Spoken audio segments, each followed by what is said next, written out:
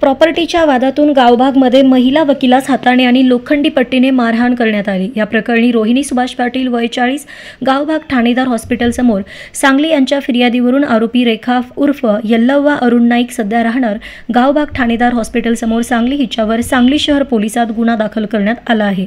पोलिसांनी दिलेली माहिती अशी की 12 एप्रिल रोजी सकाळी 11:30 वाजण्याच्या सुमारास फिर्यादी यांना त्या राहत्या असलेल्या ठिकाणी गावभाग सांगली येथे संशयित रेखा उर्फ यल्लव्वा नाईक हिने फिर्यादीच्या आईशी प्रॉपर्टीचा वाद केला। त्यावेळी फिर्यादी संशयित रेखा उर्फ यल्लव्वा यांना समजावून सांगत असताना संशयित रेखा उर्फ यल्लव्वा हिने फिर्यादी यांना देखील शिवीगाळ करून जीवे मारण्याची धमकी दिली। तर फिर्यादी यांना हाताने मारहाण करून लोखंडी पट्टीने फिर्यादी यांच्या डाव्या हातावर मारून फिर्यादीस जखमी केले आहे। म्हणून फिर्यादीने या प्रकरणी सांगली शहर पोलीस ठाण्यात तक्रार दाखल केली आहे। त्यानुसार संशयित रेखा उर्फ यल्लव्वा नाईक हिच्यावर गुन्हा दाखल करण्यात आला आहे।